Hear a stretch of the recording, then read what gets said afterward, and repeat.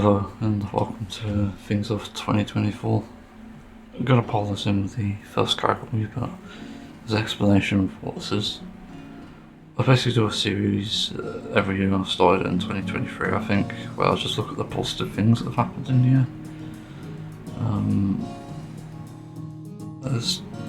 I don't really list the negatives, and that's really the point. So it's just the positive things and celebrate them, essentially. And this can range from things that are old, like not 2024, to things that are 2024, which it definitely is. And it's quite interesting to see what I've gone through as well, what I've done this year as well. So yeah, let's get on with it. The first category is real life. So I got my first tattoo ever. That's one of the biggest things that's happened. I got it early in the year. It's just like a rose tattoo thing. It was in memory of someone who passed away. I don't want to go into details about who it is though, but someone somewhat close to the family. But it's definitely made me more interested in tattoos. Like, I've considered getting another one just based on my sort of interest and stuff, and I think that's great. Next is February. I managed to pay off a debt. I can't go into detail what this is because I got a lot of support doing it, which I'll be grateful for, as it wouldn't have been possible without the support. It only took 6 months, surprisingly, but I have a knack for paying things off quickly. Fun fact, when I got my computer here, I got a £1,000 loan, and I paid that off in under 3 months thanks to managing my money a lot better. So it's crazy what I can actually do for some of this stuff. I could probably do it again, to be honest. Next is potentially cutting down my alcohol. I started to have signs of addiction when I started it in 2023. I think it was 2023. I remember going out for dinner with family, and I basically tried a bit of beer, and I actually really liked it over the zero alcohol stuff. Even that stuff was nice, and I just drank it then, and I felt different when I drank it, but I didn't feel like I was ill. It was just a weird thing, and I realised that I could probably handle it, because I thought I'd be really sensitive. But as I started drinking, I started to show signs of misuse, essentially, where stress was getting the better of me, and I wanted a way to deal with stress and feel better for it. When I noticed that, I cut down quickly, and it helps. You know, it's better to start sooner rather than later. And I've known people who've actually gone through sort of addictions of other things, and yeah, I think it's important to notice that you don't want to get into that state where you need to get therapy and stuff, because that could be just devastating. Next thing is moving house. It had a stressful start as I moved in, but it started to feel less stressful as time went on and more happy. And you could probably see it in my videos from like August, like when Kijin Impact's LAN update came out. You could see that. It's just more obvious. The next thing is being able to make my own webcomic series. And I haven't written anything on the script for this, but I've basically got an entire document with ideas and stories and stuff for this webcomic series. And it's not going to be like some webcomics, but it's just like a linear story. It's going to be something a bit more complex, where it's got little lore tidbits and jokes. And in my opinion, it's kind of like a Simpsons 2.0. And maybe Futurama as well. It's not completely like that, but it's pretty close, I think.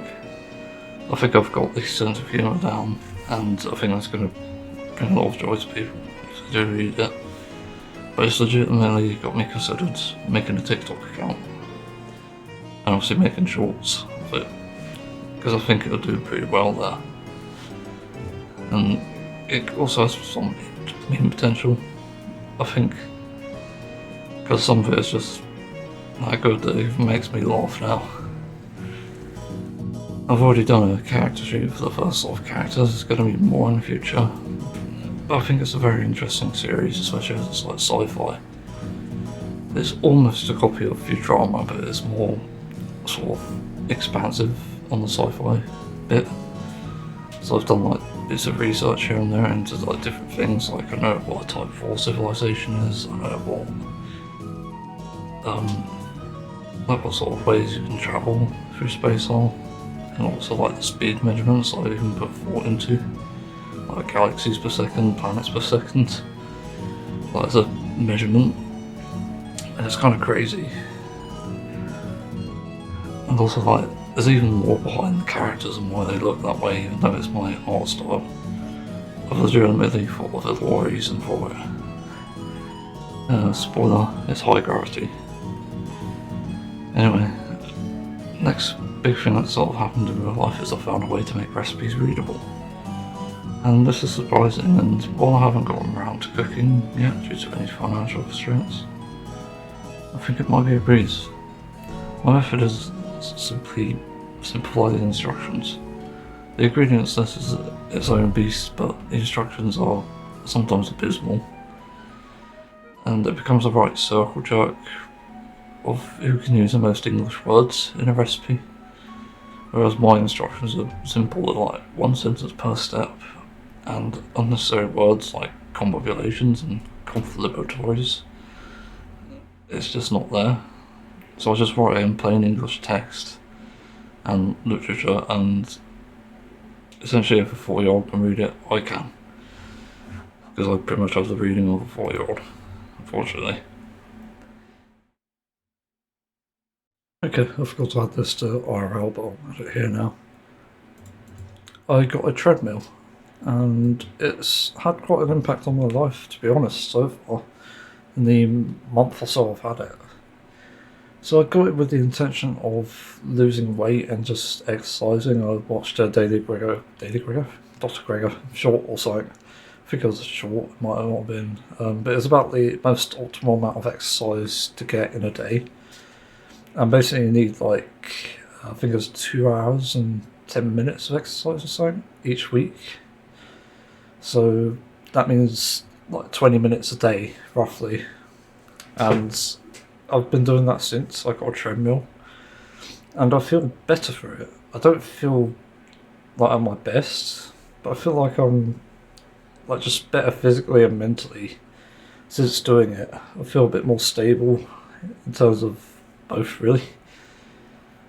But it's a pretty big deal to get a treadmill because I've always been a bit self-conscious about exercising, but I have to try and remind myself that everyone does it. So yeah, I just went and got one, a cheap one. It turns out the weight doesn't matter. I'm 135 kilograms, but yeah, this one was for 115 max, so it's fine.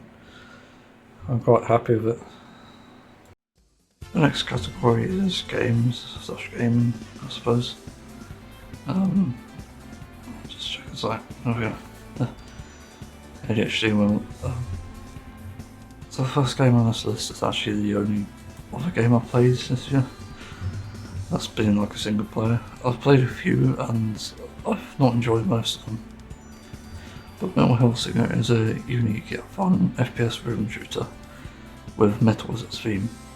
The story is a bit cheesy, but it's alright, and the gameplay is amazing, and the graphics are pretty good too.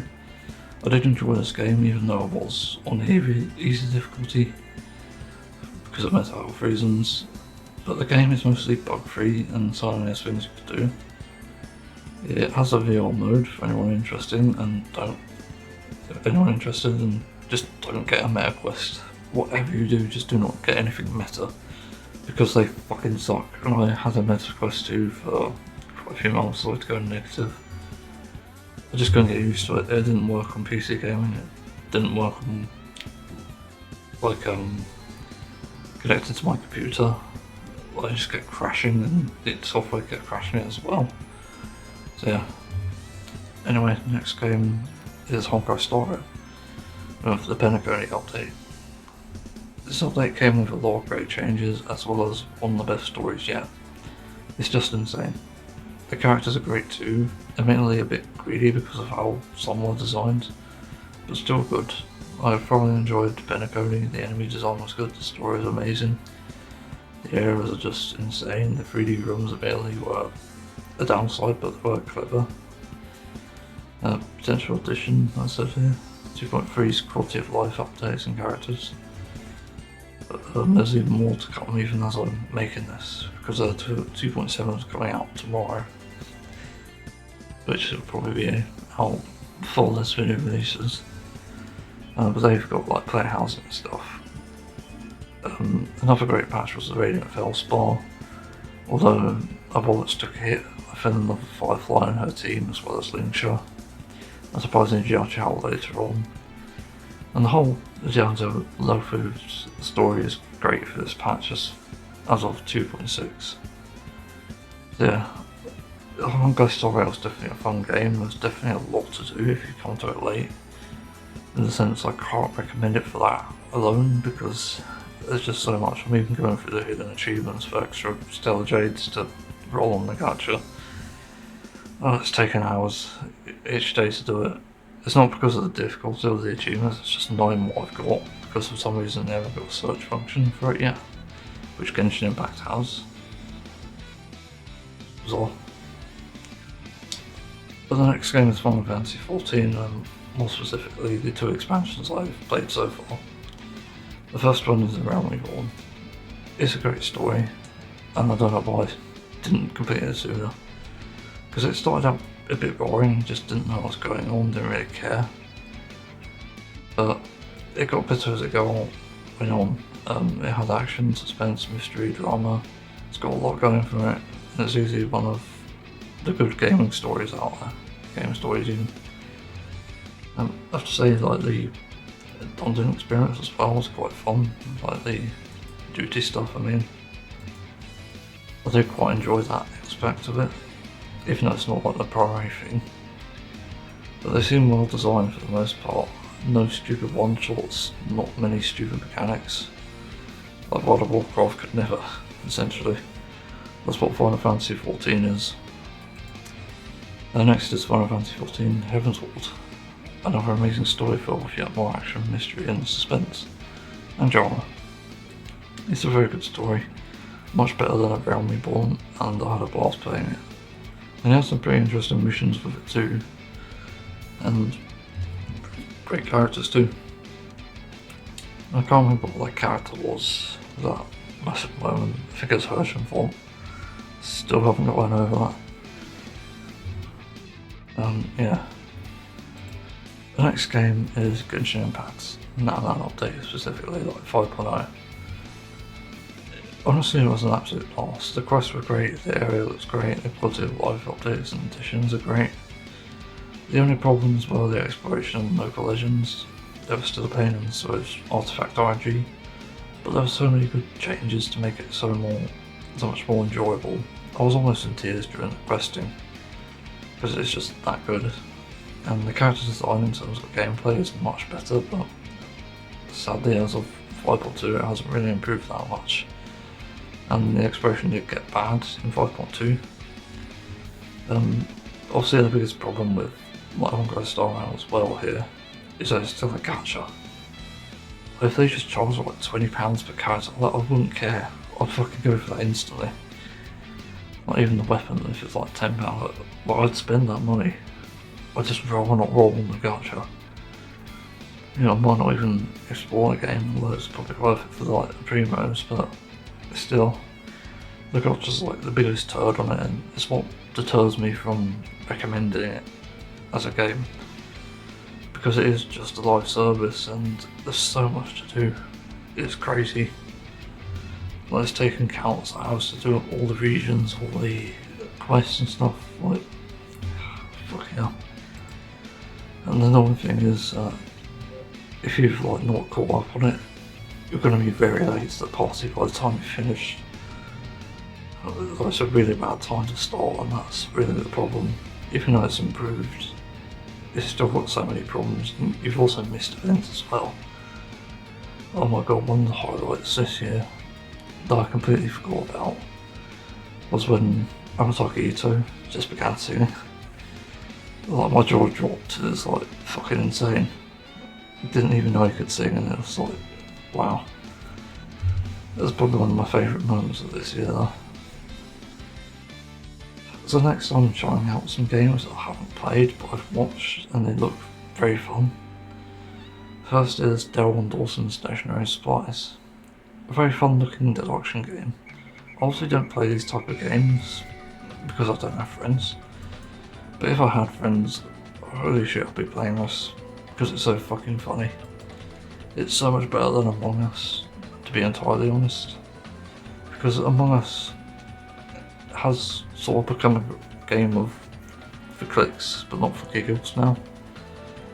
Although I do enjoy the serious side of it, of like the half-food lobbies for example, which I watch on YouTube, I do enjoy Daryl Dawson so much more. And it's because it's like a roleplay game. And also, no stream game has ever made me drop my current focus things to focus on that, like Daryl Dawson has. I'm addicted to watching people play the game, and that's testament to how good it is. There's so many great moments in it, even if you're just watching one perspective all the time. And not even spectator for that matter. It's just such a good game. Next shout out is a bit less fun game, but it's still fun. Super Mario Party Jamboree. I've seen several streamers play this and YouTubers play it as well, and it's great. I haven't played it obviously, I have no friends at Pipes, but I do enjoy watching this game. Even though there probably isn't enough mini-games, no matter what happens there is fun to be had, and what's great about this is if you watch other people play it, it's likely to be more funny because you cannot predict what's going to happen. It's one of those games you can put on in the background and have a few laughs with, as long as the people aren't ranting about random shit that's unrelated to the game or even like just funny things in real life. As long as people talk about the game or being funny during it, rather than, I've already said that, and that's good fun. I remember I was watching Northern Lion play this with Chibli, Dumb Dog, and I forgot who the other one was. There's like other Michael J. Fox or Sloth, someone? No, better for me. I don't know. There's another one there, but I remember Chibli was like talking about some random things about the things that said in school. There's one about the sister, which was just fucking hilarious. I was like dying of laughter. I think everyone else was as well. It was like the most random fucking thing you could ever hear. This was during the Super Mario Party Jamboree stream. But the things this game does to you. So the next category is TV. And basically it's just like TV shows, like, I don't know what you call it now actually, because it's like hour-long episodes sometimes. It's like seasonal shows or episodic, I guess. Yeah, episodic shows, I guess you could call them. So, yes, whatever, I don't even know if that's a term. Episodic videos, I don't know. It's something to debate. Anyway, the first up is probably the least surprising one, Taskmaster. I finally finished it this year, actually, and I've got to say, as someone who was skeptical about hearing it, like all over the fucking world, pretty much, I was surprised. I thought it was a competition to see who was the best nanny or something, like one of those niche things where it's competitive, and they're just doing these things just to prove themselves, but it turns out it's not. It's just a comedy. They play for fun, and it can be really entertaining and interesting at times. It's hosted by Greg Davies and Alex Horn, and honestly this is some of the best British television out there, even if you don't know who's playing, which I don't most of the time. It's still watchable and enjoyable as a result, so I can strongly recommend this show to anyone. And what makes it better is they upload it to YouTube, so anyone can watch it. You might need a VPN, I don't know, I can't confirm that. But I know with like Channel 4, if you watch it on that site, you need to use a VPN, and it's also all uncensored on there, so it's also subtitled as well, so it's worth watching there. But I've added an addition here because the recent series, Series 18, is great. And it's nice that we've got someone with disabilities participating, and it's not a New Year's special. There was someone, I think the year before, who did the New Year's special, who I think was disabled, if I'm not mistaken. He was only 14, and he nailed it, really, on that show. He was really fit in, and Rosie Jones in Series 18 is no different. She really fits in well. And obviously there are other contestants that are great. It's like Chakti, Emma, Baba, Dundee, and Andy Zoltzman. Those are the only names I remember. And they're great. There's very fun this series.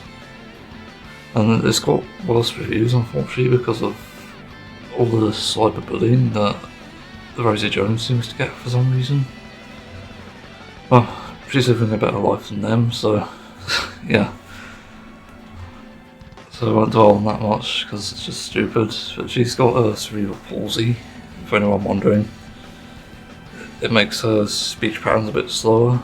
I don't know too much about the disability myself, but she has used it to great effect in the show as like a comedy sort of thing. I think it's great. So yeah, strongly recommend that series. Next is The Simpsons season 34 onwards. I was initially really skeptical about coming back to The Simpsons after finishing season 31 a few years ago and hating it to its core. And well, it's actually good now. At least I think it is. And I actually look forward to watching a new episode each week as of writing this. I haven't actually watched any more of the new ones, to be honest. It's funny, it's meaningful, it's just good, and it certainly has its bad episodes, but there is good jokes here and there that definitely make it worth it, and good stories as well.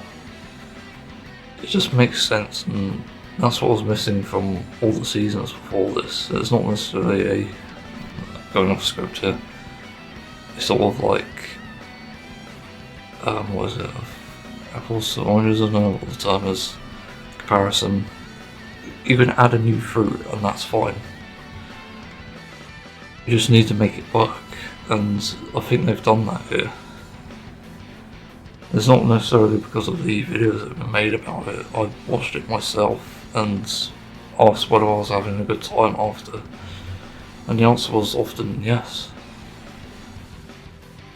But yeah, I can't recommend Simpsons from that season onwards, to be honest.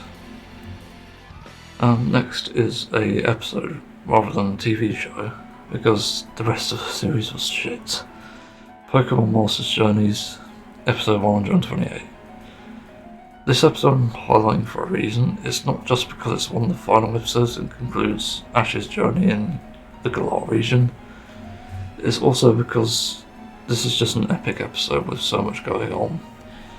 It's an epic battle with a hint of nostalgia that honestly made me cry. It's just so good. And there's also some amazing voice acting and animation to boot. And while the most series was lacking, this episode was packed, and I do strongly recommend watching it. Next series is one that I've really enjoyed. I suppose it's quite niche actually, but it's Blackadder. History rewritten to be a comedy is what I've wrote as a title for it. Literally. This show is one of the funniest I've seen in a while. I used to think as a child when I saw it, like, God, this was boring. But now I'm an adult, I finally understand why it's funny. As a lot of the humour has aged well. Not to say some of it hasn't, some definitely hasn't. But it is really good still. The stories are there to be funny usually, as are the characters. But I can definitely strongly recommend the show. It is great. And also, I don't know why I didn't mention it, starring Rowan Atkinson, the actor of Mr. Bean. He's been in other shows like Johnny and movies, Johnny the English, I remember. Yeah. Next TV show is an anime, Freedom, Beyond Journey's End. So I heard about this anime much like most other people, I think, through YouTube, and specifically YouTube Shorts. I saw a review on it and had to stop because this anime shows a lot of potential. I love fantasy, I love anime, and I love comedy, so this already ticks the 3 marks of things I like. Based on how I reacted to the shorts, I think I'd really like it. After watching all 28 episodes, I have to say I'm very impressed. To get these major issues out of the way, the first 3 episodes have pacing and dialogue issues, but also suffer with telling Freeland's story a bit. These could have been expanded a bit better, but yeah, when I say the story I mean long past before the hero party. But this show's great in every way: animation, design, characters, voice acting, storytelling, music, cliches. But what's that? Cliches you hear? Well, this didn't feel like most other animes, to be fair. It wasn't too fan servicey giving into the character gimmicks, which are great gimmicks, better than the big boobs you see nowadays. Freeland's many faces and childlike personality, firm stubbornness and almost expressionless face. It's just great, and also Stark's maturity later on. I just love this, and for once it's an anime that doesn't completely plaster itself in what I'd call these plaster moments. What? Right. Well, these moments in modern animes where they just jump at you with something that's so cliche. If I saw any others, I'd just have to sigh. I don't know what I meant by that. But here it's very minimal and it actually works well when it does happen. It being fantasy helps, so yes, I've thoroughly enjoyed this anime and I cannot wait for season 2 onwards. I do obviously strongly recommend this. Next TV show is a surprising one, to be honest, given the track record. Pokemon Horizons. It may not be Sun and Moon, which for the record is my favourite Pokemon anime, but it is Horizons. It's its own entity and staying away from Ash, and for the best of my opinion. They passed the vibe check and great character design check too. The writing certainly isn't as strong, but it's still solid. It's adventurous, it can be heavy, it's relatable. It just does things right, which the Journeys series failed at. It certainly makes up for the crappy Gen 9 game as well, but it doesn't excuse it, I will mention. Yeah, that's pretty important. But by far one of the best things about the show is Nico and Captain Pikachu.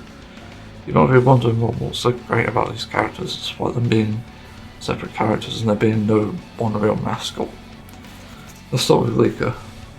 Liko is likeable as she is very relatable.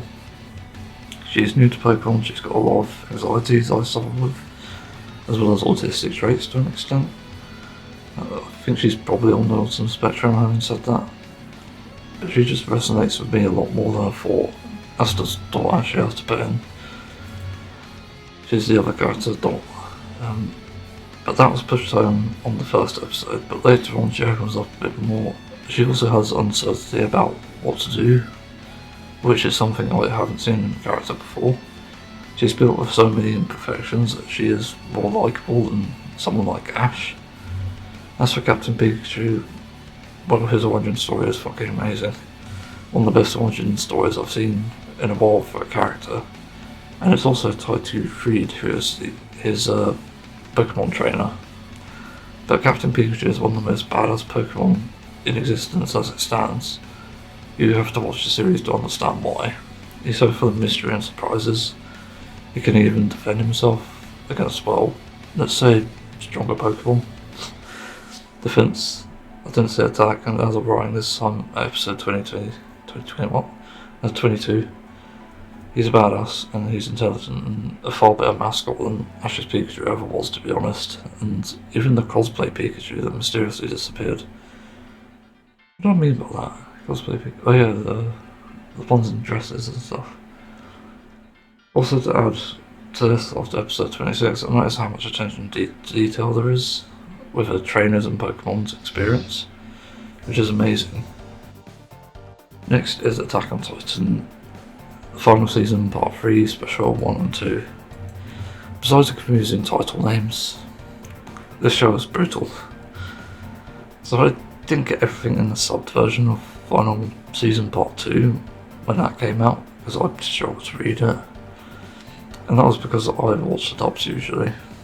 I did sort of get the story leading up to it, but I did have some struggles with the story, but this is still great. For the animation, action, adventure and story, that's meant to tie to the last sentence.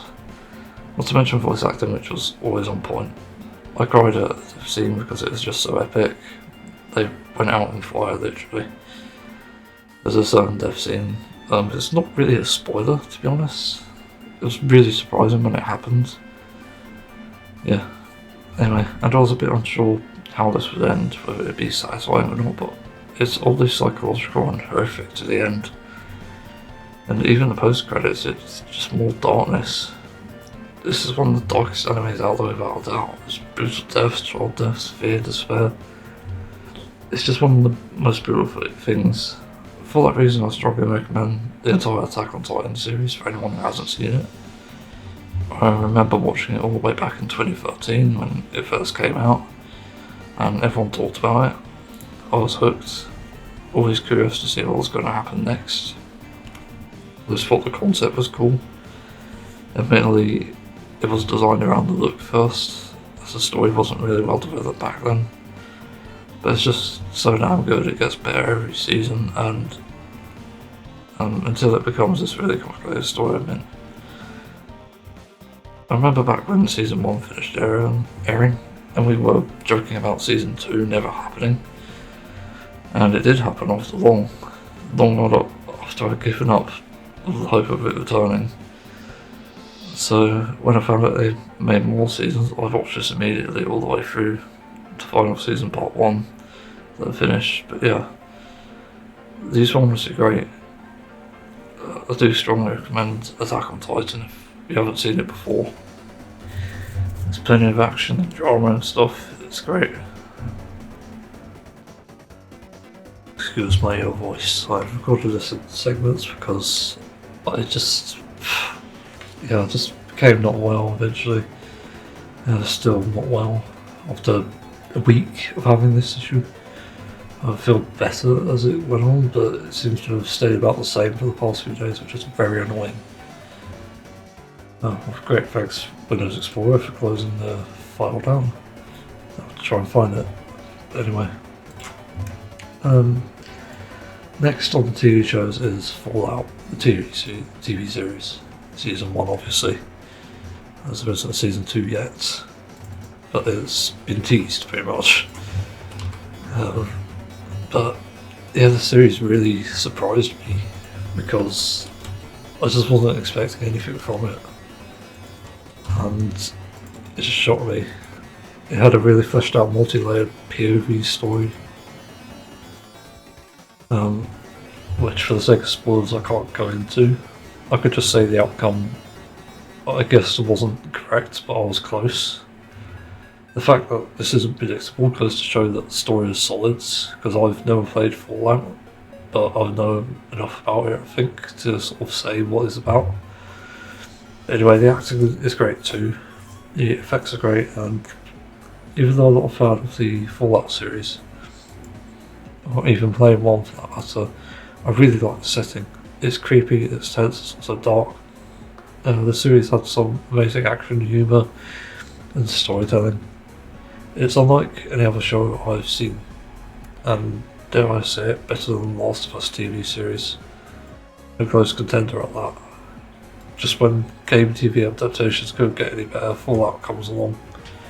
I strongly recommend this series. It's stupidly good, and to our delight, it surprised many fans of the series too. And the music choices were amazing. There's literally not a single flaw I could point out for this show, which is a first for me, because usually there is, but here there was pretty much nothing. Next TV series is The Sopranos. This series is odd. And also, it is obvious by now I've wrote reviews for every single one of these, but yeah. It's because it's not typically something I'd watch, but I was somewhat happy to get it done and out of the way. The beginning starts slow, but as things progress, they get more interesting. It's hard to memorise characters myself personally. The series peaks in its penultimate and final episodes, as well as the start of each series, or season even. The character design is good because it makes you dislike these characters immediately, which only one or two same characters are scattered in between, and the drama is often pretty insane. But where this show shines in the interesting perspectives on crime, I'm pretty sure I wrote that wrong, where nobody is exactly a good guy minus the two characters at most who are sane.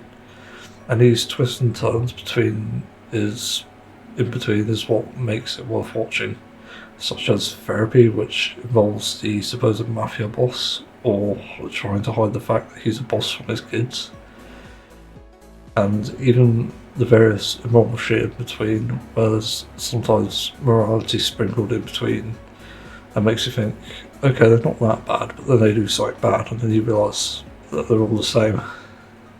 So it's like, you can't win. But admittedly, the show is lacking a decent ending to close it off. I felt the ending was a bit anticlimactic myself, especially with how it faded out, but ironically, it's a fitting ending given the character it ends on, because that's either the beginning, or a bad future. I don't know what I mean by some of this, don't proofread it. I'm not going to go into details about the various themes of racism, homophobia, transphobia, etc. This is a crime drama. You're not watching it to see the good in organised crime. You're watching it to see the whole shit they do to everyone and each other. So there's no need to even bring this up as a bad point. And I'd have every reason to be against it, being pansexual myself, and very much an ally. Its reputation of it is what I'd say is neutral, if it's considered. This next one, another surprise, The Boys. One of the best shows I've ever seen, and I can't wait for season 5, I think it is, the next one. Might be season 4, I can't remember. But it's literally one of the best shows I've ever seen, seriously. This show absolutely surprised the fuck out of me. It just hits every note so sweetly and gruesomely.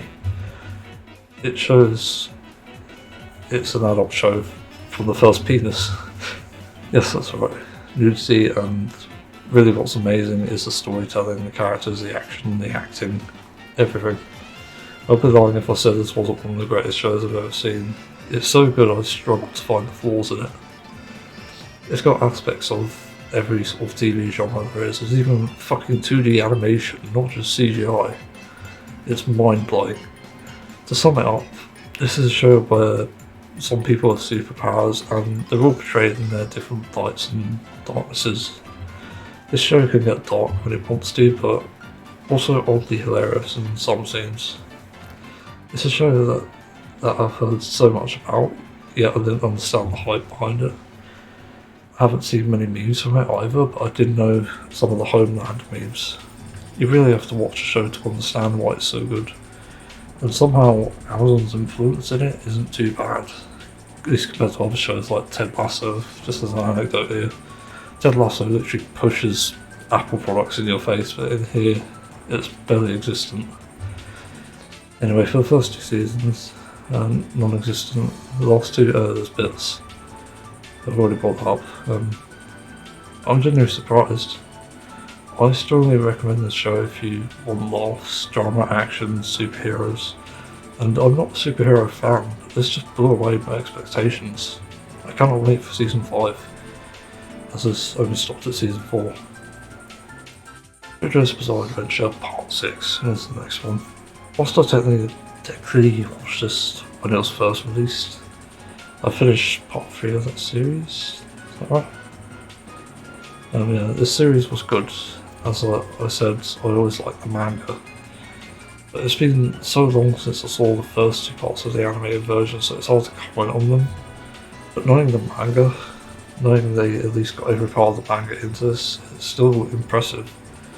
For the parts where it is well animated, it is. The only real flaw in part 3 is just, which I just finished.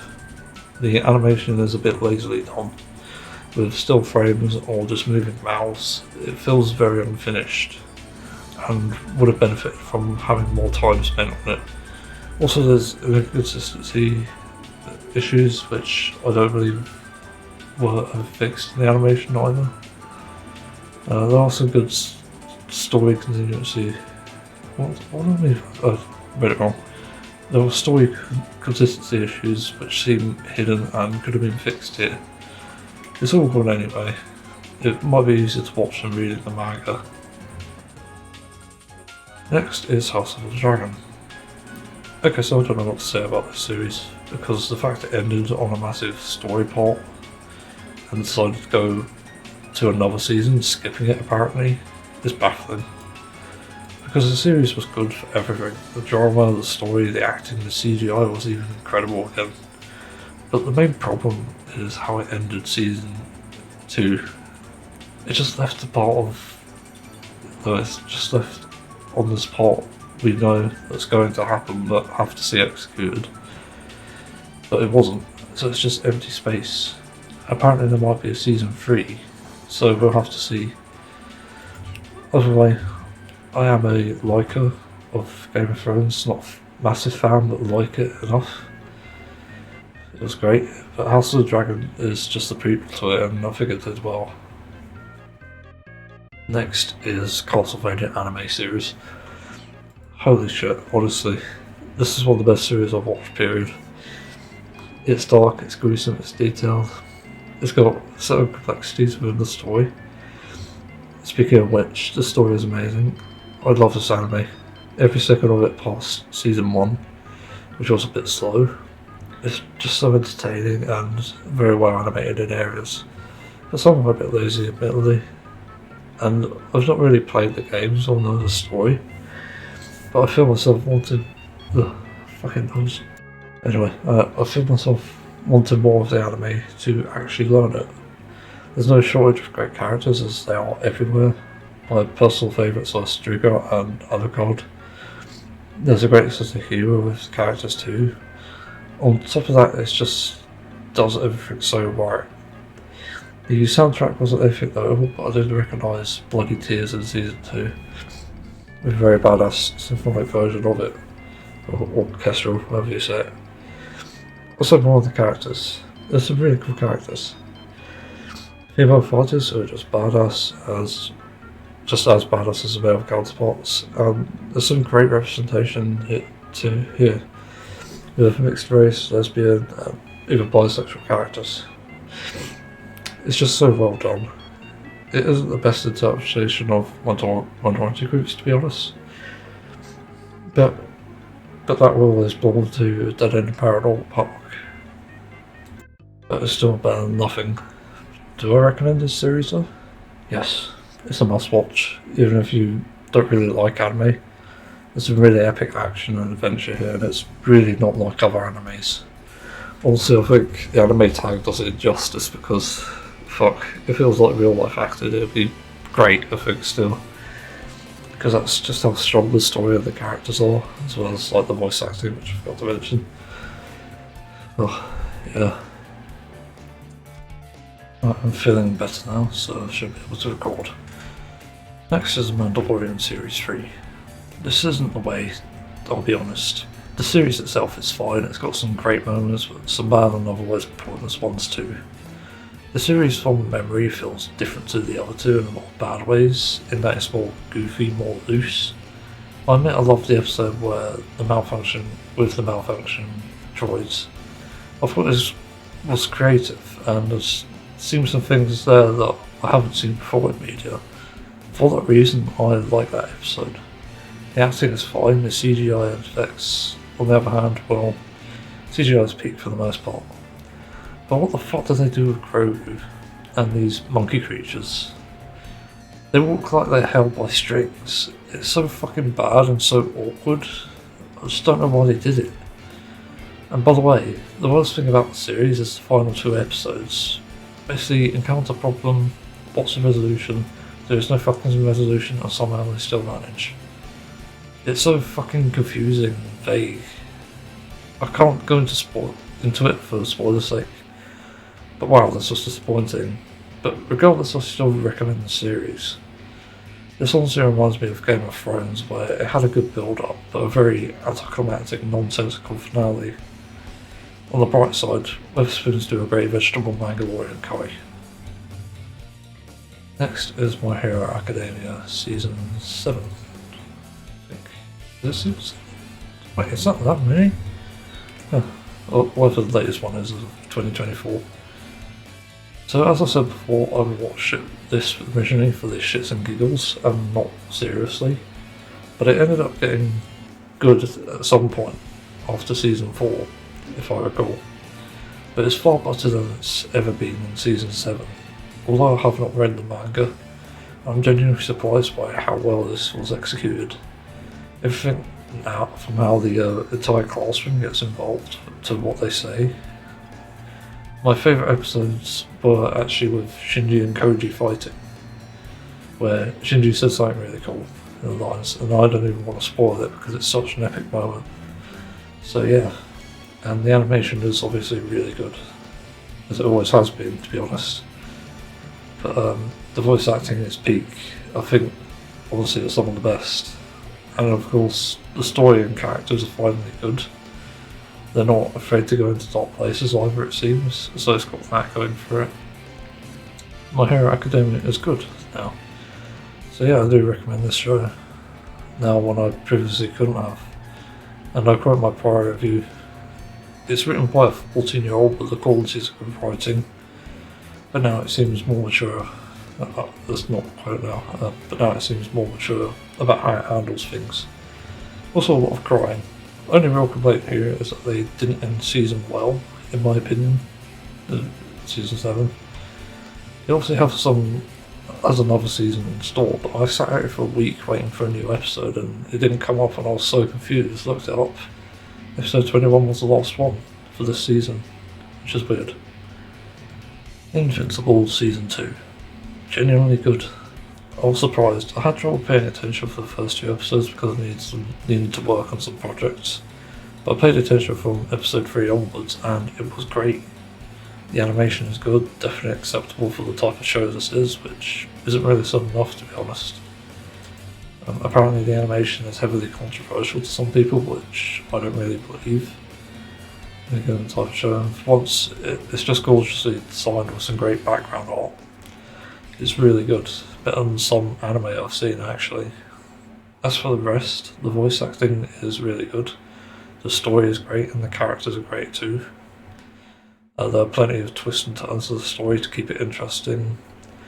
It tackles the struggles of living a human life and being a superhero, and has some very realistic elements to it despite it being heavily fantasy and sci-fi. I do recommend this if you enjoyed season 1, but I have since watched The Boys, which is another superhero show, but live action, obviously. It seems a bit unfair to compare the two, but I think it is warranted to an extent. And they're both Amazon, I think, actually, off the script here. But there's a lot more that can be gotten away with in Invincible thanks to it being well animated. Or just animated, yeah. Which is something The Boys doesn't have necessarily. The Boys is great itself for having multiple storylines and character developments. So really they're both on equal grounds here. Not to mention, both have a really good sense of humour. Next is Odd Taxi. Easily the strangest anime I've ever seen. It's good with some minor flaws. Firstly, animation is pretty good. It's not flashy or fast, but it certainly can be pretty at times and cute as well. Character design is great in the story sense and visual. Like you'd expect, they're fluffy, there's some cute characters. The voice acting, I have to compliment for once. There's not really a delay between each of the dialogue, which is something I've not seen in a show before. There's often some delay, but here's like one sentence that leads to another so quickly. Like, hi, how are you? Good, thanks. It's legit. But it's very smooth. And finally, the story. I have one qualm with the dialogue about narcissism here, meaning that thinking about your own character flaws is apparently narcissistic, according to one of the characters in the anime. It's just a very odd comment, which I don't believe is true, because, like, fucking hell, like, people kill themselves over fucking character flaws that they have, like, be it inherent or not. So it just feels really badly in taste. I don't know what you call it, really bad taste. Anyway, the rest of the anime is pretty decent though. It's a multi-layered mystery, it's very well executed with multiple storylines and ultimately one main character, all things considered. It isn't as dark as it could have been in my opinion. It certainly felt dark in areas, but not nearly what it should be for the type of story it is. Other than that, this is an anime I can recommend. It's not a strong recommendation, having said that, but either way, it has a satisfying ending until the credits at least. You'll see what I mean if you watch it. The next is Spy X Family Season 2 and Code White. Didn't even know this was out because of how they fucked up the release of the anime series. Stop doing part 1s and part 2 please, because this doesn't make sense for a normal show. But anyway, as usual, Spy X Family is fucking amazing. Every time this anime just knocks it out of the park in terms of plot, character, animation and musical things. It's quite literally a near perfect anime in my opinion. Season 2 is a joy. If you were a fan of the anime when it first came out, no doubt you'll enjoy this too. It's also tense and action packed, filled with meaningful moments and interactions, with Anya being cute as well. Oh yes, it is hilarious. This did not disappoint, strongly recommend. That's why I have a display of a Spy X Family picture really. It's the only anime poster I've owned at the moment. Oh, I used to own actually, I have 2 more to three. Actually how many? I have anime backgrounds but I don't count, just 2 anime shows I guess. Boca Rosso and JoJo, yeah. Those are the only other 2, but I got Spy X Family first. So, 4 weird fucking... Oh god, this is such a weird transition, but the next series is Rob Gilbert's work experience. The next one is even worse. What? Fuck's sake.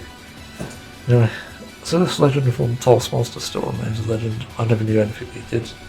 I got recommended the show, so I wanted to see how it went. And then I finished watching it. And I do have a lot of good to say, but there are some bad too, and I'll get with the bad now. Season 2 episode 1 and I believe season 3 episode something, which includes zookeeping, is full of whitewashed bullshit. And I think greenwashed as well to an extent, of like conservatism and stuff. Given our understanding of how these industries work, they're as corrupt from the inside as they are from the out. With the farm episode really pushing the point home that we don't need animal agriculture to make a living. And with zookeeping, the issue is they keep pushing this idea that they're preserving an endangered species whilst forcing them to train for the entertainment of others. Which is really contradictory, because to me it just sounds like you're torturing them. But where they say this is the only way to keep them alive, it's not. Sanctuaries exist and animals are there just to be seen and even interacted with in a friendly way. They're not there for entertainment. But sanctuaries have always existed, so this isn't like something exclusive to zoos. It's like a circus saying they're keeping down endangered or rare animals for conservation. Even though they're going on the road, they're abusing them and stuff. But yeah, that's my point. But that aside, Rob Gilbert's work experience is really good. It does heavily outweigh like bad here. As Rod goes for jobs you wouldn't really expect. That's just why I wrote. There's such a wide range of jobs here, with some of them essentially being umbrella jobs, for lack of a better term. Hopefully that's not porn genre. The work experience is what makes this show special, as well as Rod's sense of humour, both in the footage and through the narration. The show is great, honestly. It's not the best I've seen, but as a raw experience, it's quite an entertaining show. Something you could probably watch for a quick laugh.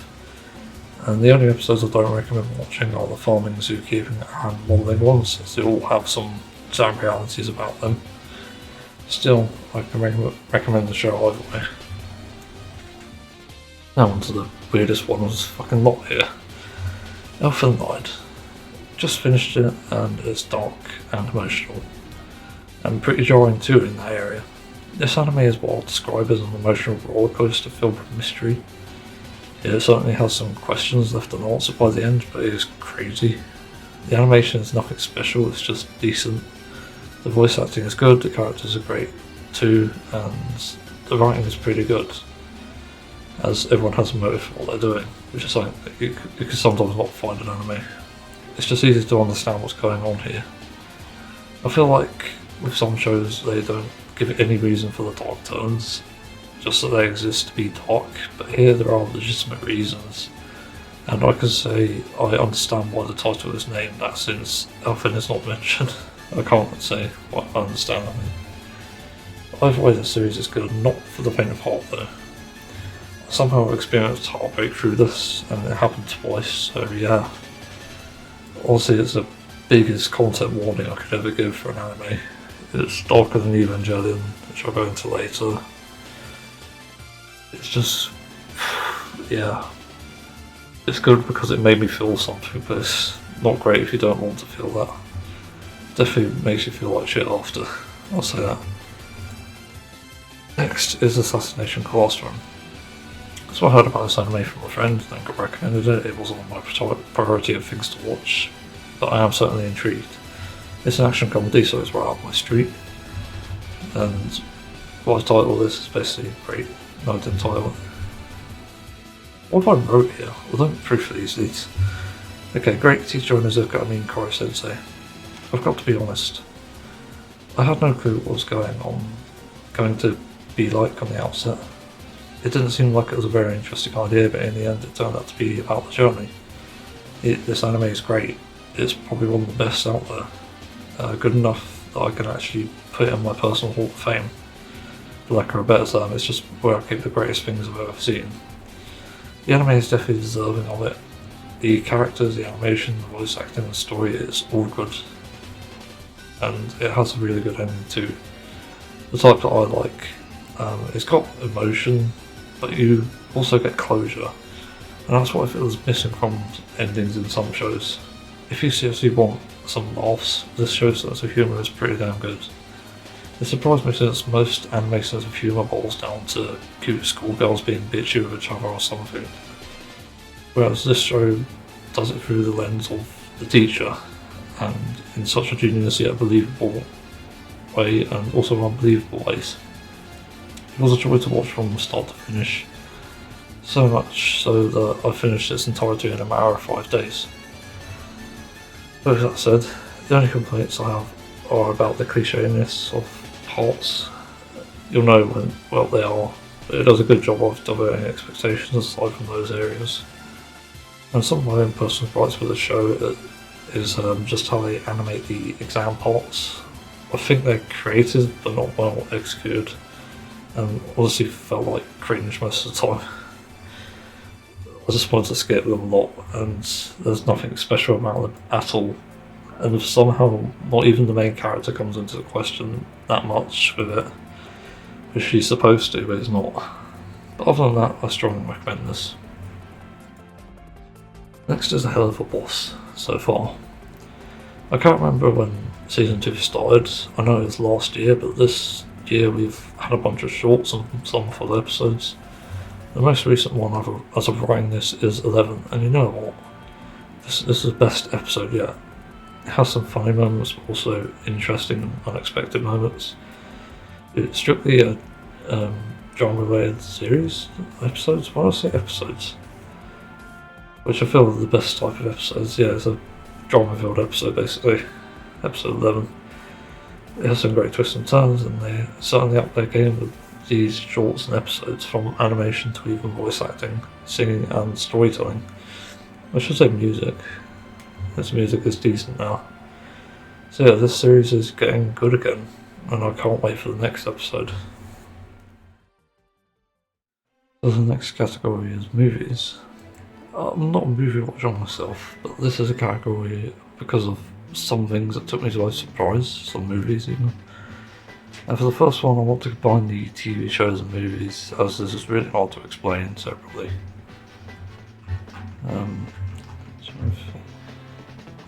Yeah, there's one missing from here, but I'll go to that later. Yeah, it's there, yeah. Anyway, Evangelion, the .0 movies. The Neon Genesis series sucked for various reasons. The animation was sloppy in areas, the character design and story made no sense and was a bit sussy. Very sussy actually, if you think about it. In a lot of areas where it's obsession showing underage characters naked, and well, the movies are better, but they're not perfect in that area. That said, the Neon Genesis saga was dark and brutal. The final movie truly deserves a spotlight for how brutal and dark it was. I actually came out of that traumatised, which I haven't quite felt since Hunter x Hunter. The movie is the end of Evangelion, but we'll talk about why you should avoid the Neon Genesis series as a whole, including the supposed movies of it. But it's not worth a watch if you like dark and brutal and the feeling of despair. But on the other hand, the numbered movies, the .0 Evangelion movies, are much better. Like 1.0, You're Not Alone is basically Neon Genesis anime but better. 2.0, You Cannot Advance is so good, it made my list of favourite movies of all time, with how well it's executed and animated. And 3.33, You Cannot Redo is okay, it has some flaws. And then 3.0, 1.0, Thrice Upon a Time is good, simply put. Not bad, but not amazing. And the next movie is the Fate Stay Night Heavensville trilogy thing. It's amazing. I wasn't a fan of the episodic series, admittedly. They all felt off in some ways, and I wasn't really convinced they were as good as people say. However, these three movies are fucking amazing. They've got better character design, better animations, great voice acting, great music, and on top of this, it's got a story which was sorely lacking in the prior series. The story makes more sense, and it's much more intense as well. It's not screwing around with fan service, although it does have a big bit of it in the trilogy. But yes, these are great. I strongly recommend these movies if you're not familiar with the Fate series. It may be worth looking up for a simple explanation of how the world works and the rules, I believe, because I think the movies brushed over everything, and it's necessary to understand the movie, but it's good besides that. Next is Fate Zero, and yes, this isn't the movie, but it's an extension of the movies rather. This is the best Fate series in my opinion, of the anime strictly speaking, but it's so damn good I needed to take some breathers after watching them, which is something no other anime has really done up to this point, or even a TV show for that matter. This series has great animation, voice acting, and even better characters somehow. Probably some of the best in anime, period. There's a story to each one and there's a build up to each battle. Not only that, but some characters have been given some stories too, with Kuramiya's story being one of the most interesting in my opinion.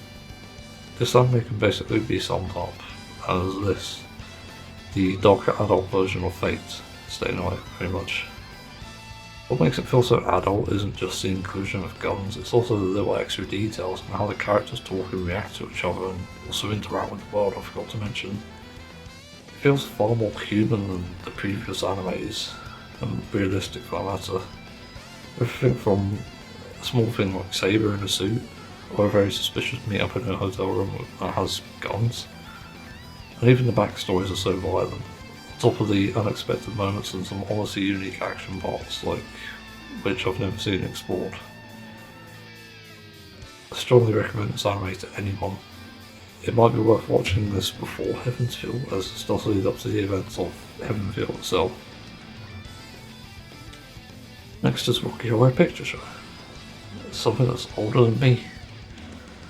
Rocky Horror Picture Show, I've heard of it before and never seen it, and it's going to turn 50 years old soon. And I've just finished it and it's surprisingly good. The music is decent, especially for what it was at the time. The characters are very good, the story is good. The acting and voice acting in areas is extremely good. Tim Curry in particular was extremely good in this, and I'm surprised how ahead of its time it feels, with some representation and concepts which exist now, which didn't exist back then, or at least why it was popular. On top of this being one of the horniest movies I've ever seen, it's just good, and I can strongly recommend it. And it's surprisingly aged well, even though it uses an outdated term like transvestite or transsexual. I think it's still relevant if you essentially replace those words. Next is Deadpool 2. Good movie with some minor flaws. It's genuinely hard to find a comedy that's collar-tugging and funny, because sometimes it just falls into one category or the other and just isn't funny. And somehow Deadpool does both, and it almost reminds me of when I used to watch South Park. It's satirical, it's self-aware, annoying, but this was true for the first movie from memory. What I liked about Deadpool 2 anyway is that it doesn't take itself too seriously. It is genuinely funny and has some good representation. It has a decent story and characters, but my only complaints about it is really the whole plot device that started the whole thing in the first place, and that ending being a little head scratchy. But other than that, this is a movie I can recommend. And next, no surprise, is Deadpool Wolverine. Really, when watching a movie, what I want out of them is something to remember. Boy, Deadpool is someone to remember. He's such a cute little doggy. That's a review. In all seriousness, this was pretty good. It had a slow, rough start, but it began to pick up the pace eventually with story and characters. They are great and acted very well. The CGI is good. It's not the best I've seen, but it's still pretty damn good for what it is. And more importantly, the sense of humour is really damn good as well. And once again, collar tugging. I miss that about some comedies, and it's good to see it here alive and well in Deadpool. Not sure there's hard words, but remember people, this isn't poking fun at anyone, and the context is important here. It's a fantasy movie, not a documentary. At least not yet, so I do strongly recommend this movie. Next is Top Gun Maverick. As someone who enjoyed the first one, this one is a lot better. It's a lot less focused on the lives of people and more focused on the action, and it is almost non-stop, with some good acting, great CGI from what I could tell, and some very good action. It is very tense, and the final battle, so to speak, really topped us off. But it's something you should see yourself.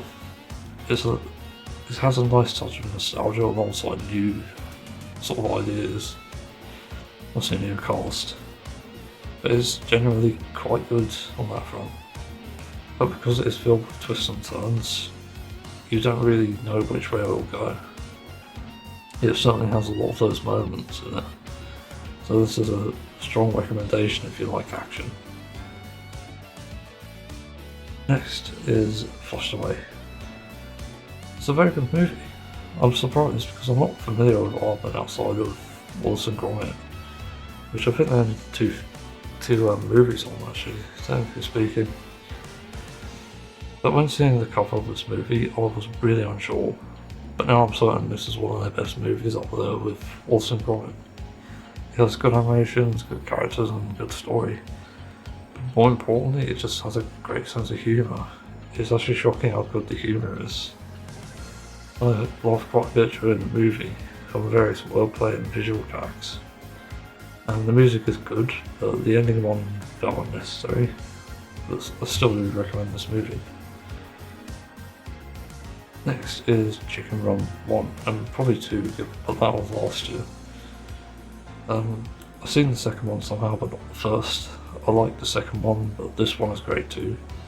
They're both ahead of their time for what they're trying to achieve, being realistic about the whole process, so to speak, and being ahead of its time with regards to some of the little details, like referencing industrialization, a lot of which has heavy themes in both, and more importantly, how they don't treat chickens like they care about them. That's the entire premise of the movie. The only bad thing that can be said about Chicken Run is how it lacks some character and story clarification at the beginning, as it's just a montage of, well, trying to escape. And another flaw, I suppose, is they're all trying to escape despite the answer being right there. And that is not a spoiler, believe it or not. Because if you know, you know. If you don't, you don't. That said, it's great animation, very smooth, mixed with CGI and stop motion. I think the theme of it was great. It's something that appeals more to adults, I suppose, because it feels very 1940s in a sense, like post-World War II. Why does I say post-World War II? During World War II. The fuck? I could be wrong about that. The characters are good. I really like Babs. I think the fact all the hens just sucked up to this random male character just leaves a bit of a sour taste in my mouth, I suppose. But then again, if it's achieving realism, I think this is accurate. The voice acting is pretty good too. Whilst I do recommend this movie from the perspective of a comedy, which is great, I also recommend it from a form of understanding animal rights. Even though this is bare bones compared to what already exists, and also what I've actually seen in the past, believe it or not, like Promised Neverland, fuck it, yeah. That was something, and somehow the creator wasn't vegan, so it's weird, but Chicken Run on the other hand portrays quite well, not being too off the mark with like the reality of animal farming. Having been vegan for 4 years and vegetarian for much longer, it did please me to see this topic still holds relevance today, over 20 years later, which is crazy. The next is After Christmas. I have never heard of this movie, never seen it, and never is a word that can just describe it, but it's a Marvel movie, so let's see what it's about. And I was shocked when I watched it. Like, I have to end with the minor flaws, because this movie is good. It may be one of the best Christmas movies in my opinion. It's got conflict, it's got tension, it's got bizarre ideas and executes them so well. To start with the unfortunate elephant in the room, this isn't the usual art style that I would go for in a movie, or in a TV show. It's just movies. But honestly, it kind of works, but also doesn't because it is kind of nightmare fuel. The way the elves are designed is so creepy. But other than that, I think the rest is pretty decent.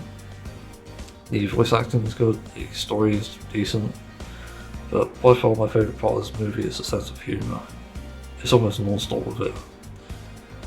It had a really good introduction as well. It's so absurd it almost made me cry with laughter. It's just ridiculous. Who'd have really thought that Christmas could be so sci-fi? Anyway, the humour department was just nailed. It's so good. There's plenty of adult jokes in there too. I just love this movie. I can't really see many flaws with it until a certain scene of Steve that made no sense. But okay. It had a good ending too. But as I said, this is a strong recommendation if you want to laugh and not necessarily for Christmas' sake. Sorry I made cough during this because I seem to have developed another one, which is annoying. Anyway, the next movie is The Pirate in an Adventure with Scientists. So if I'm not mistaken, before having watched this may be the movie with that famous meme. Oh yes, but actually no. Because, ironically that is actually describing this movie, but because the pirate seems familiar, that's why. I also recognise Brian Blessed's voice from anywhere. So, as for the review of this movie, it's good, but it has some flaws. go through the goods. The animation is good, the sense of humour is also one of the best yet. The characters are alright, but the story is meh. It's one of the most mid stories I've seen in quite a while actually. All I get is calling out that thing. It's not that I disagree with it. It's that the execution to this point is kind of meh. It starts off like real strong with the whole pirates and Charles Darwin thing. I thought, great, this is really unique. But they kind of mucked it up with the whole end goal thing. And on top of the pirate awards thing later on, I can't quite touch on why it is I wasn't satisfied with the stories or less attached from the characters. Also, the title was wrong, in my opinion. But either way, it's worth a watch to get a laugh. It has so many great visual and word gags. Fun fact, the meme isn't actually from the movie, it's a short film called So You Want to Be a Pirate. The next movie is Ace Ventura, Pet Detective and When Nature Calls. I'll put both here. So I've heard of this movie, and I believe I may have seen the second one where he climbs into the animal's ass and does weird shit at them. For some reason I saw that as a kid somehow, but I remember only a bit of it, and Ace Ventura is memed on a lot, so I wanted to see what the fuss was about.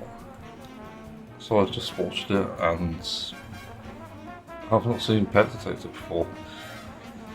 I have a lot of good and bad to say about it. The bad ties to the political correctness of this eureka moment. I'm not sure I understand it, let alone why it had to be that way, or even worse, there is no climax. Other than that, there's genuinely good acting and ideas.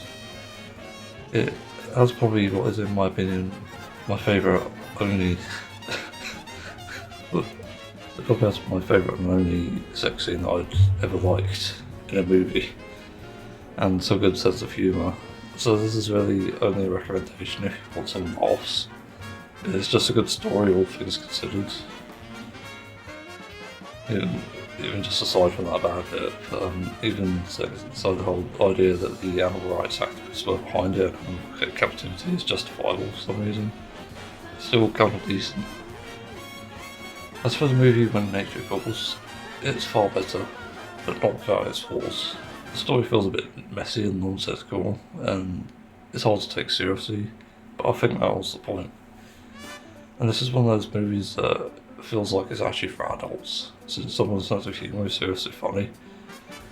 And as I said, I actually remember a scene from childhood, it's the Mother Rhino scene for anyone wondering. Look it up. It's funny back then, but cursed and hilarious but now. But surprisingly, other than some potential animal cruelty, this is a decent movie. It's got some interesting characters and it ended in quite a funny way too, so believe it or not, despite those flaws, I could recommend this movie.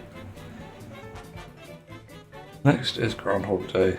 This is a movie I've heard of here and there, and I know what the premise is unfortunately, so maybe some of the magic is ruined, but I'll finally get around to watching it.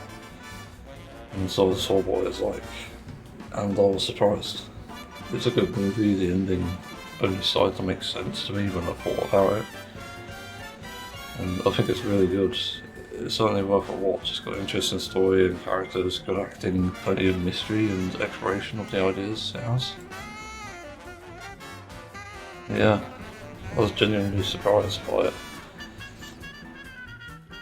Certainly worth a watch, and if you ever played like Genshin Impact and you went through the Sumo Arc quest, it's basically similar to that, but if not better.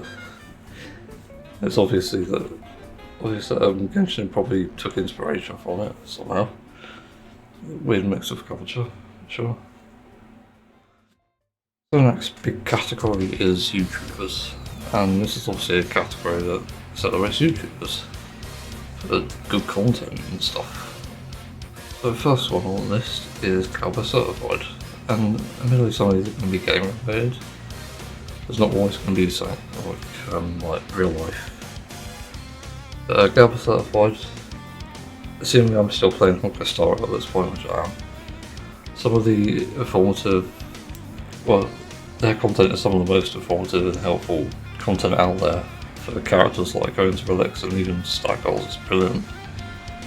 And really for me the biggest deal really is the stat goal, and also I love the gimmick where basically Gold Certified has an avatar for every single character, which is adorable. Also kind of funny as well. It's just amazing content. And I will say, like, off topic, there is a bit of drama apparently around this channel, but I don't know about that. It seems to be cleared up though. Spaceboy is the next one. So YouTube can be a massive insert fallacy insult, but when it comes to recommended, in rare cases they can cater it to it well and know what cheese you got, and Spaceboy happens to be that. Spaceboy is a Twitch streamer who plays GTA roleplay mainly and does variety content as well, I know. But I found his content on YouTube and it's never failed to make me laugh. Obviously he's famous for James Randall, but I actually do remember Spaceboy briefly back in the day when I used to play GTA roleplay, watch GTA roleplay. He plays a few different characters, I believe. Multi-game, starting the year strong with the hardest boss run, but also making a Minecraft playthrough, which has been a joy to watch. It's rare to see the Let's Play engage me so much and draws my attention. He has done several Kart playthroughs with another content creator, Miss Cupcakes, and just does general playthroughs of games that I don't really have the time to play. And once again, with his great editor Kai, so I do strongly recommend this channel for like game Let's Plays and stuff, and also just general funniness as well. I should probably do these when I'm not coughing, but yeah. Anyway, the next YouTuber is Poppy the Bird. I'm addicted to this channel's shorts. I've absolutely fallen in love with prairie dogs, thanks to this channel. And of course, Poppy and Paxton, they're so sweet and just love the animals. Next YouTuber is Koji. I've been following Koji for quite a few years since Among Us took off. On top of being a great regular Among Us player, he's an overall nice guy and can be quite comedic. He'd really outdone himself when he posted shorts of clips from his live streams. I remember one specifically about how he responded to a homophobic player in one of the games he was playing. And fun fact, I have a back catalogue of Among Us videos on there to watch because they're very well edited. I do enjoy watching them. Yeah, I do strongly recommend this channel. Next is Legends of Evantress. Really funny while I make shorts by Shuchiru. Yeah, that's how you say it. Of a D&D campaign. They were worth a watch for a laugh. It's just so well done. And there's not really much I can say about this really because I don't watch D&D, but there are so many great moments in them. And I think this channel does a good job of highlighting some of the best moments. It's hard to pick a favourite clip actually, because a lot of them are funny. I specifically remember one where I forgot the name of the guy, but he's impersonating Trump. Like Trump as Batman, so it's hilarious. I do strongly recommend this channel. The next YouTube channel is I can't say this name, DELTARUNE. This dude just defines a lot with bizarre TF2 characters and facial expressions and just puts them into a story that I can only describe as I don't say too many leaves. I think I've been too many drugs, but yeah. Good night, sponsored by the dust particles that eat me every day. Okay, that's DELTARUNE. But seriously, there are some hilarious, also cursed TF2 videos there, if you like TF2 shorts and poops and whatever. Next is Yogscast. I had to pick a favourite thing, but I did enjoy Hide the Body. For real though, they've been good all year round. Variety content, different games with contradictory ads. And of course the staple Trouble in Terrorist Town content, and recently Blood on the Clock Tower. Whilst some argue they've strayed away from their roots of Minecraft content, which by the way they haven't, it's just on a different channel and missing most of the cast, but I argue that they've progressed for the better, into a better future.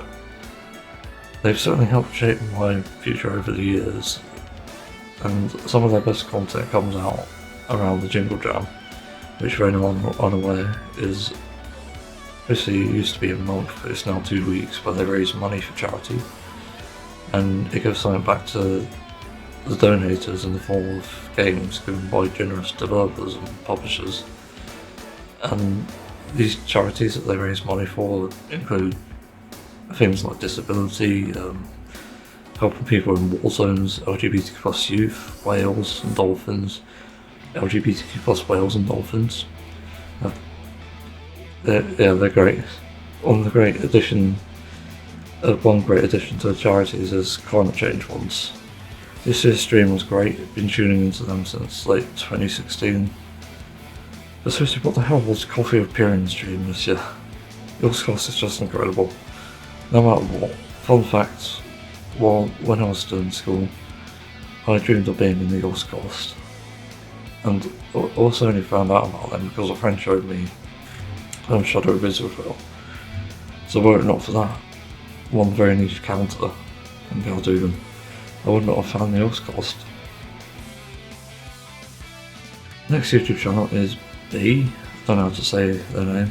I'm technically an artist, but I'm putting them as a YouTuber because that's where I discovered them. They make wholesome and funny Genshin Impact artwork and animations, and the best ones are from Miko and Raiden.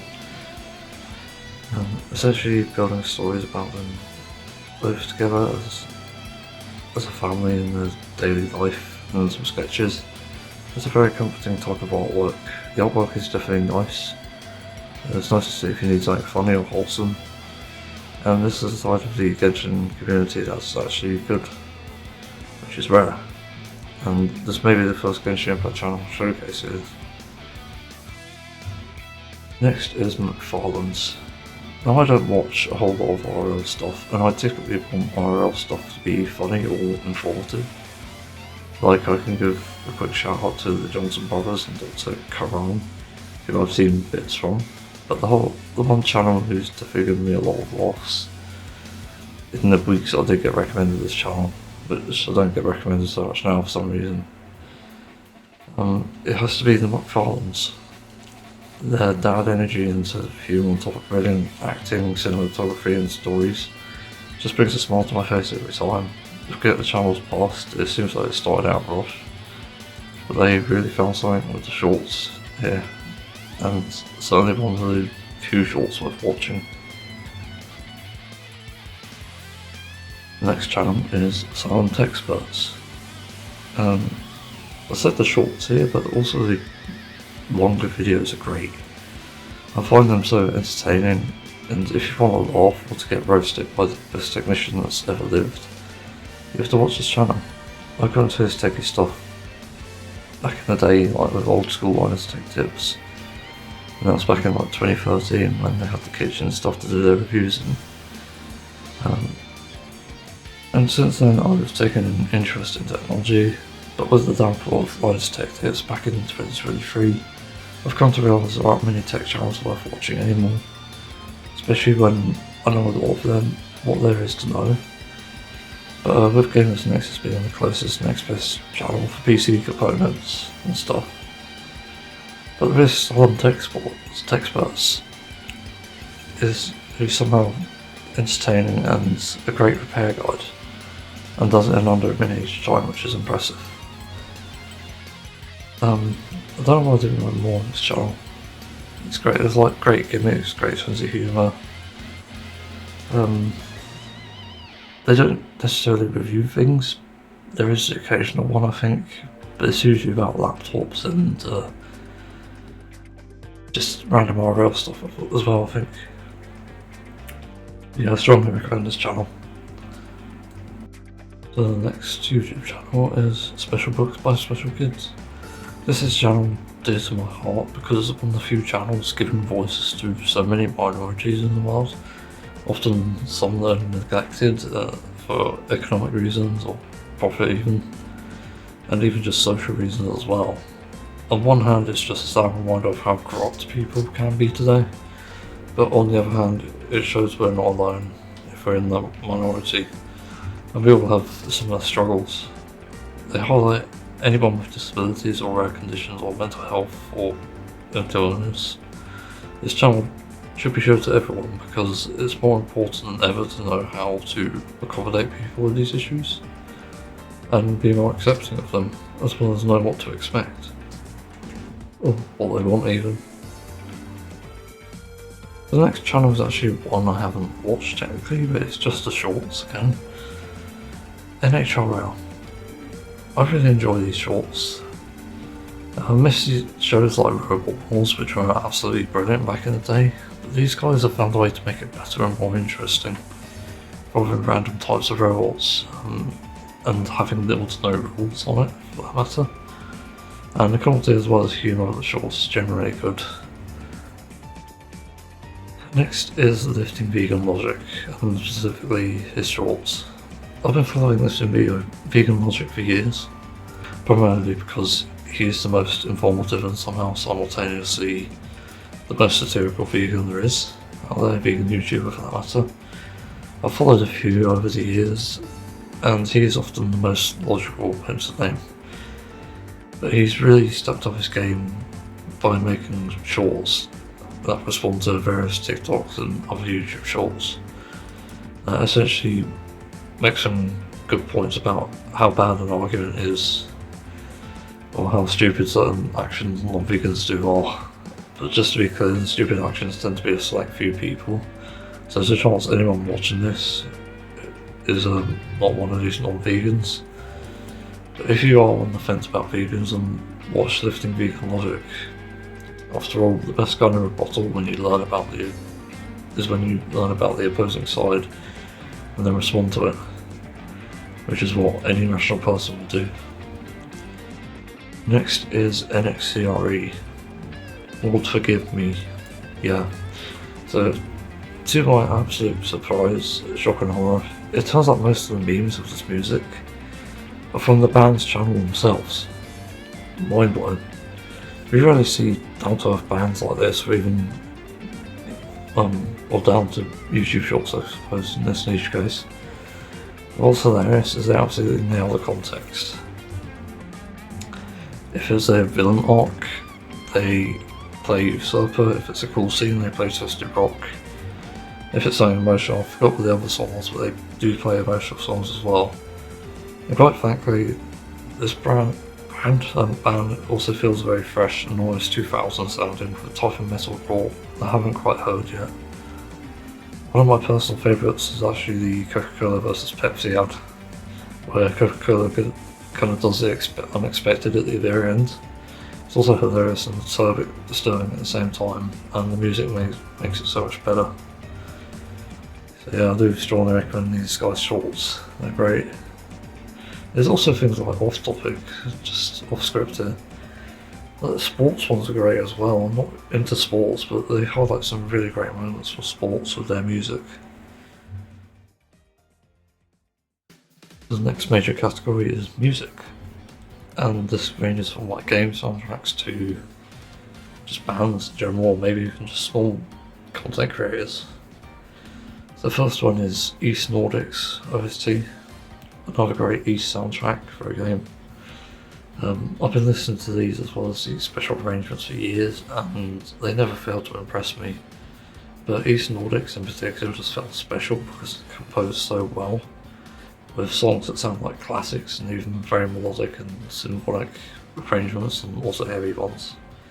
It's really got a lot going for it. I strongly recommend it. It's probably my soundtrack of the year if I had to pick of the lot I've listened to. Next is Bring Me the Horizon, and unfortunately I didn't finish writing this because this was before the new album came out.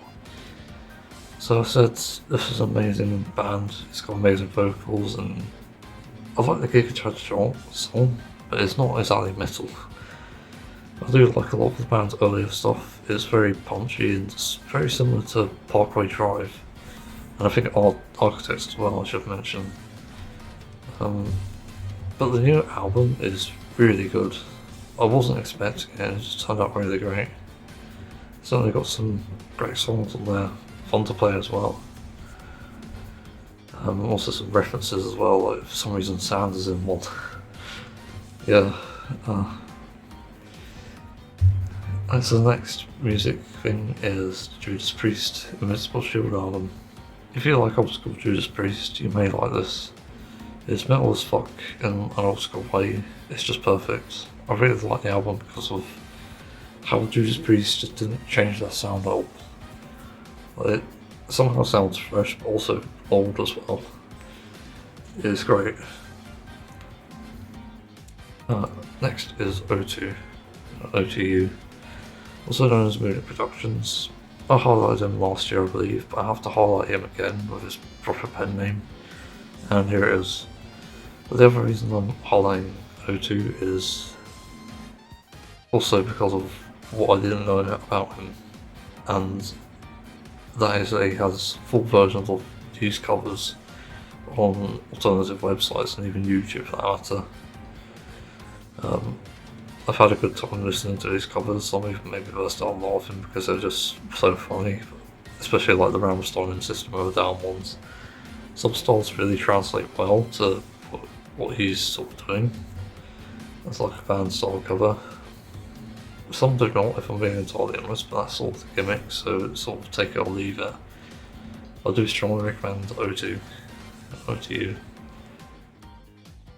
Polyphia. Remember That You Will Die album. I've been a Polyphia fan since about 2020 or 2021. I discovered them through Kit Poker, and yeah, this album is insane. Not much has changed, to be honest, but there are a few songs I liked on this album. I won't go on a rant about vocals and stuff because that's a whole other story somewhere, right? It often feels like it appeals to popularity rather than. Other than that, the guitar work and bass were really well done. I'm not really a drum player, but I think the drums are good too. My favourite song of this album is Playing God, to no big surprise. And that's just a sound that needs to be explored more, if not by Polyphia themselves, but by someone else. It's a missed opportunity, and I'm loving these sort of chord progressions, they're just amazing. And also their EPs and singles are really good too. If you love math rock and prog metal, you'll love them. Because I also listen to them and they're fucking amazing. And I played them on Rocksmith as well, and they're extremely fun, and they're exactly the type of metal I actually wanted to create, which is crazy. And honestly, it wouldn't surprise me if like my favourite band, Demotory, somehow took inspiration from the Polyphia EPs because it sounds similar in a sense. The next band is Gojira. Basically ambient metal as I describe it, and my favourite songs are really the old time. But as for the newer one, the chant is incredible. Easily one of the most unique metal tracks I've heard. After listening to the entire discography, I can recommend this band to metal lovers new and old, and even to non-metal heads to an extent. Gojira is just unique, and I forgot to say here, they opened up for the Olympics. They literally had a song for it, and the video as well is also insane. It's so good. It surprised me as well. Apparently they got them censored by some places because they're metal. It's so stupid. Next band here is Bury Tomorrow.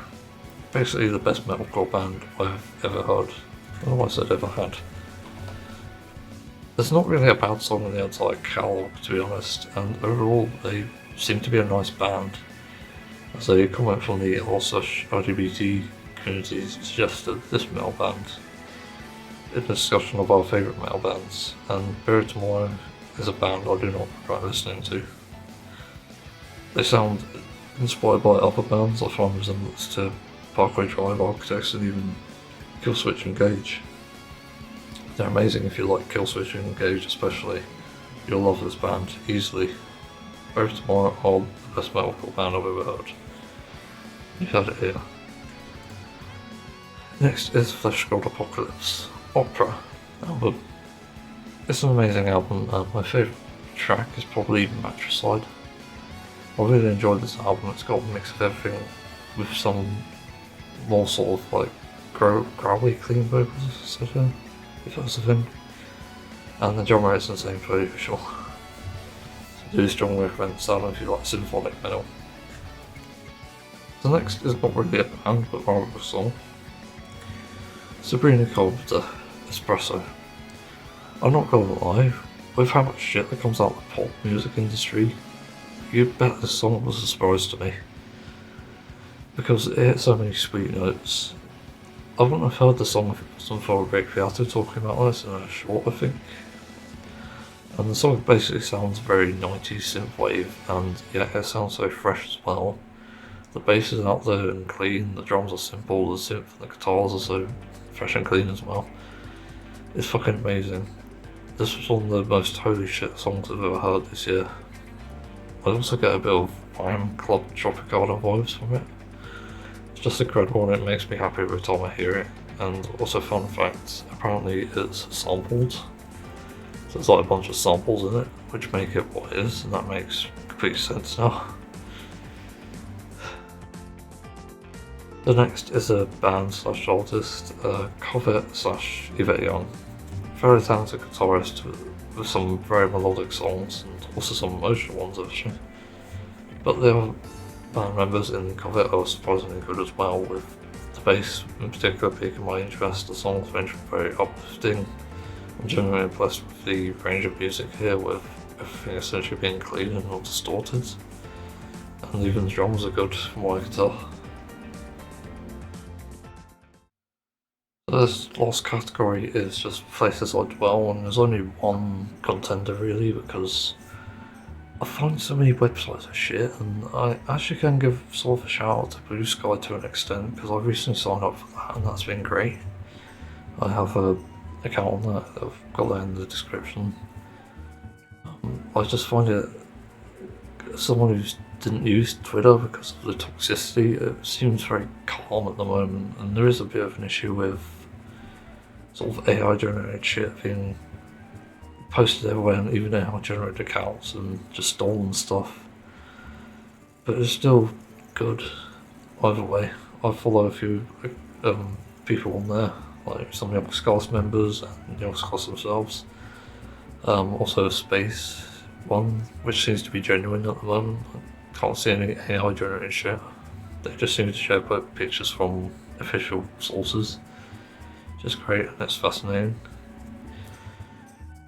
But yeah, that's for the only one that's on my list, and this sort of, I don't know how you say it sort of ties into YouTubers to an extent, but I've also put Reddit here as well. Deep Rock Galactic, and r/Deep Rock Galactic. It's just rock and stone. Unlike most communities, this one is not only friendly, but entertaining without being too edgy. They have their moments with AI garbage that's taken over, often unjustly so, because it's just the laziest form of content. It still remains one of the least toxic communities I've been in. And that said, the other communities I've been in, even one that I awarded last year, ended up being toxic. So the fact that Rock Galactic, after years of being there, is still the least toxic and most positive community is amazing. But the fun doesn't stop there. The devs also appear to be down to earth. They look at the subreddit and even interact with the subreddit and even make shorts about it sometimes. And the game's amazing, by the way. The community in the game is just as good, from the whole horde co-op aspect to the random pings and rocket stones we do. There's no other community I've felt more welcoming. Deep Rock Galactic definitely deserves the most praise for the community aspects, and TF2 couldn't even have this great of a community, even if it tried. Well, that just about does it for things of 2024. Just, as I said, it's something to do to just celebrate the good things that have happened and things I've seen and whatever I've listened to. Not sure what else to say, I didn't script this part. Yeah, there's been a lot of interesting things happening this year. A bit more than usual, actually, I think. Next year, hopefully, I'll be able to play more games than I did this year.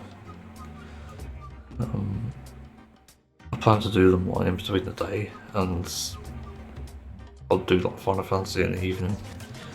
Because that's just a good way to unwind. Usually, it's like reading before bed. I'll do other reading after that, actually. It's crazy.